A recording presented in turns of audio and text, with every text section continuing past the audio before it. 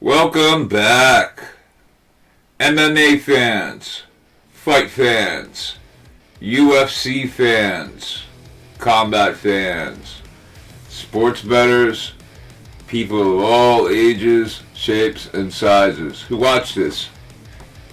Thank you for returning. If you're not already a subscriber, please subscribe. If you'd like to support the channel, definitely subscribe. Like the video, share it, comment below, down there somewhere. But today we're here to talk about UFC 311 and do our picks. But real quick, any news in MMA? Let's see what we got going on. Well, we got Conor McGregor still tweeting, twittering. That's the only way this man stays relevant.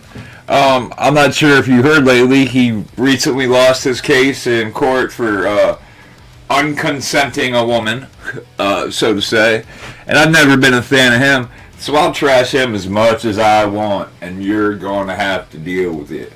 Don't like him, never have. And I'm not surprised this stuff is happening. And the only way he stays relevant anymore is posting some crazy Twitter X posts. And he's always commenting on stuff like, buddy, you haven't won a fight in almost a decade. And you still acting like you're hot shit. Not cool. Secondly, Nate Diaz shows up at the UFC 311 press conference. What does he do? Chucks a water bottle at the Makhachev team. Why? I don't know. I'm sure he has his reasons. He's a Diaz, and it's really unfortunate, all the stuff that I'm hearing about Nate Diaz. He used to be one of my all-time favorite fighters, you know what I mean? And it's sad to see him fall in such a way so far for whatever reason. I really hope it ain't meth. I hope it's like something else. But yeah, that's really sad. Also, Murad picks a fight with a random guy in the crowd again. That dude needs to calm down about what people say and what they do. He's just over the top. Continuing, John Jones is steadfast in not fighting Tom Aspinall. I don't know why. Francis Ngannou is also calling out John Jones for a cross-promotional kind of match. I don't know if it's a boxing match or an MMA match. I don't know why he keeps doing this. The UFC has said many times that they will not cross-promote, and definitely not on the terms that Ngannou left. So I don't know what they're hoping for there, but it ain't going to happen, buddy. So quit typing that out like you're going to somehow lure John Jones away. And I highly doubt that fight would get the numbers that you expect it to. I mean, we like John Jones, not Don Jones. John Jones. We like John Jones. And we like Ngannou, I guess. I wasn't a huge fan of him. But you're up here in age and your career's coming to an end. Now's not the time to pick those fancy fights. This isn't Tyson and Paul. And that wasn't fancy either. You know how I feel about that. But let's get through this quick so we're not here long, and we can move on to our betting and see how the predictions go. I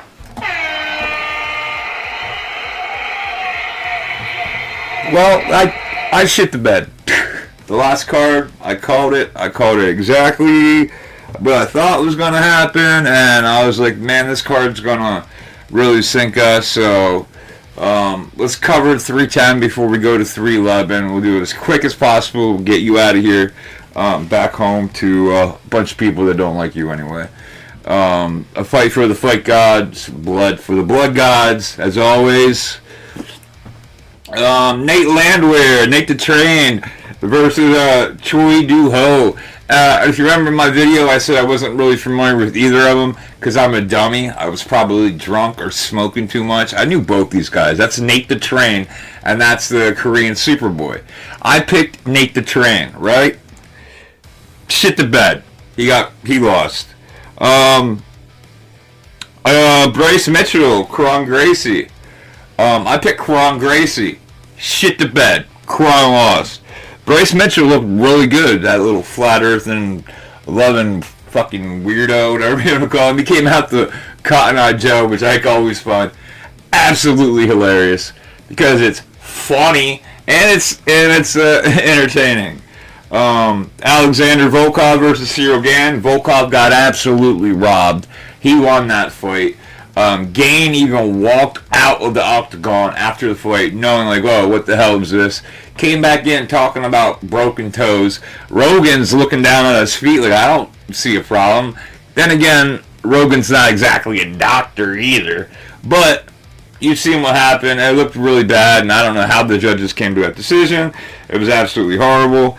Then we had Shavkat Rakhmonov and Ian Machado Gary, both with donuts on the line. They had no losses in their career. Greatest fight of the night. I'm not using the word great too largely because it wasn't that great, but it was a fight, and it was the night, and it was the best one because most of these fights sucked that I've seen. It wasn't good at all, but we did call Shavkat over Ian, and he did get the win. And then he called Bilal Muhammad into the octagon, and which was funny because security didn't know he was the champ when he let him in there for the start of it. It was hilarious. And lastly, for the main event, we had Alexander Pantoja and Kaya Sakura. I picked Kaya Sakura simply because why would the UFC invest so much money in a Japanese fighter to move him over here just to lose in his debut against the champion, the Cannibal, who I keep forgetting I've been a big fan of, but not like too big that I remember like all the crap like I should. It was an okay fight. Kaiba got slept numerous times throughout the start of that. And it is what it is. The Cannibal reigns on. He won. Shit the bed on that. Fight for the fight gods. Blood for the blood gods. Life must go on. That puts us at 23 for 35 and makes the ranking 66%, which is a D. We didn't fail the test, but we didn't pass it. We're going home. Dad's gonna smack us around anyway. So let's try to improve this now. The higher, the more these numbers go, the more difficult it will be to go higher, and the easier it will be to go down. And that is just the price of how it is.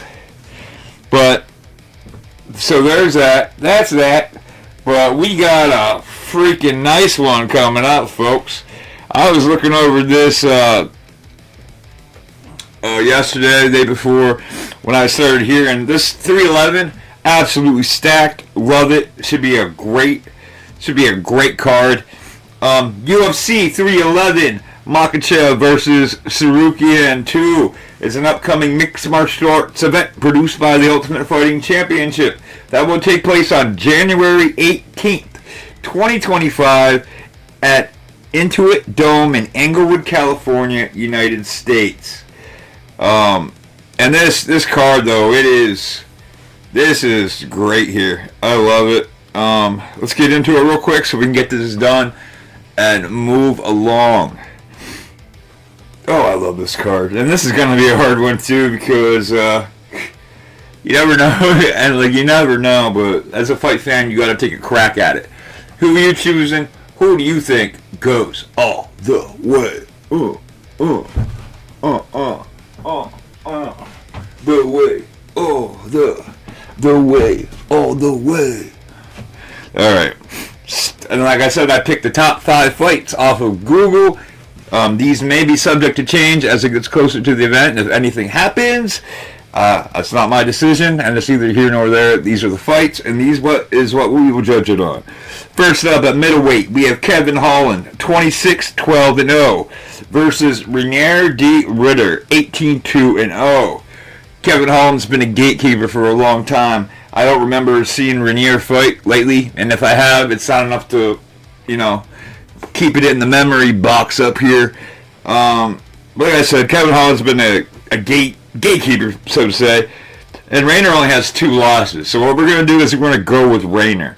Simply because I think a 19-2 looks a lot better and easier obtainable than, Holland's, he's lost, he's had like over 30 fights and, like a 25% of that he's lost. So we're going to go with Rayner. But don't be surprised if Holland, starches this dude out the gate. He looks good sometimes not.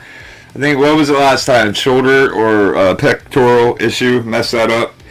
Next, light heavyweight. We have Yuri Prochazka, 35-1, versus Jamal Hill, 12-2-0. 1-no contest. As you know, Jamal Hill vacated the title when he had that injury. We had the whole Pereira situation. He got dusted by Pereira.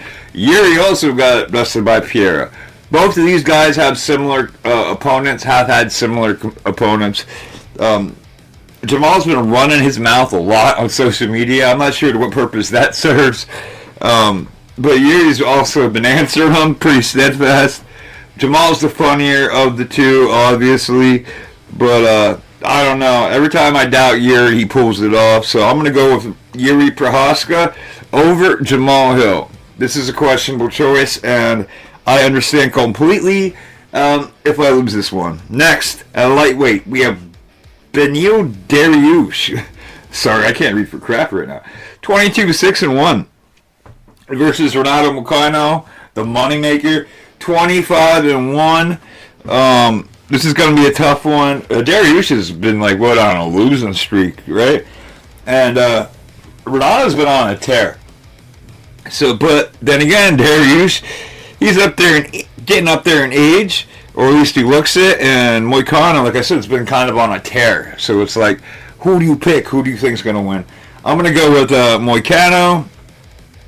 Just out of sheer guess and luck, flip a coin. This could go either way. I think maybe Dariush is about done with combat sports. That's another one claimed by the fight gods. And I don't know. Next, this is another great fight. The co-main, Merab Dvalishvili, 18-4-0, bantamweight. He's the champion. Versus Umar Nurmagomedov, 18-0-0. As you know, Umar is Khabib's cousin. Merab looked really mad that they set up this fight. I guess he stormed Dana White's office, talking all this crap like, this man disrespect me and my country, blah, blah, blah. Must fight, must smash. I am short midget Merab Dvalishvili, whatever. But he didn't, I don't know, there's some fear in his eyes, which I don't understand, because Merab's been through him. He has a great point on his YouTube channel that he's been, stuffing these people. He's just, and it's crazy to think, but he got his belt, and the championship, the title is fickle. You can lose the championship at any point in time. There's not a champion for life, but once you become a champ, you are a champion. So you should just be glad that you achieved that goal. Now, do I think it's over for Merab? Yeah, I do. I do think Umar comes in here, and we hear, and new champion. Makes you wonder, does that mean he has to go back and fight O'Malley, or will O'Malley's comeback be against Merab to see the number one contender? Because usually, O'Malley should have an automatic rematch or something after you defend it once or twice, right? Not sure how that works, but we're going to go with Umar for that one. Sorry, Merab, it's just not your day. Lastly, the main event of the night, at lightweight, Islam Makhachev, 26-1-0 versus Arman Tsarukyan, 22-3-0. That's going to be that's going to be a good one, only because they're both of their, the way they like to win is they take you down and just beat you. And I'm not a fan of that crotch sniffer crap, the Cormier Cuddle Club crap, as you know. But sometimes you can't help it, and sometimes it is what it is. I like both these fighters. Both these fighters are warlocks when it comes to battle. They are caged tigers just waiting to be unleashed and destroy their opponent. They fight fiercely and ferociously, and I I just love it. And Islam has just been killing it. He might go down as a GOAT. He might surpass Khabib. I'm not exactly sure, but I think he has a high opportunity, which means that is who's going to get my vote. Islam Makhachev is going to overtake Arman Tsarukyan. I just think that. So to break it down real quick, I'm taking Rayner over Kevin, Yuri over Jamal, Renato McKenna over Dariush, Umar over Merab, and Islam over Arman. So there it is. What do you guys think? Subscribe if you haven't. Subscribe down there if you haven't. That'll help support the channel. Like and comment with your picks. Let me know what you think. Where did I go wrong? What do you disagree with and why? If you have the time to tell me, tell me. Might change my betting prices, whatever you want to call it. Once again, we're at 67%. 67%. Let's move this up. Let's move the number. What is are you keeping score? Are you playing along with me here? What are you at? What are you at currently? That'd be great. We know what's greater? You. You know what's greater than that? The fight game. The fight game. Thank you guys once again for watching. This is fun. It's always interesting. Remember to subscribe, like, comment, share if you want to. No pressure. And check out the Agents of Calamity podcast. We usually put out 2 episodes a month of us being idiots, rambling, and having fun. When I say us, I just mean my friends or whoever we have going on for that weekend is probably talked about. And remember, guys, there's 2 things to remember in the Temple of Calamity. Make sure there is always a fight for the fight gods, and make sure there is blood for the blood gods. Thank you. And until next time, I am Crypto Creep. AgentsOfCalamity.com. Peace.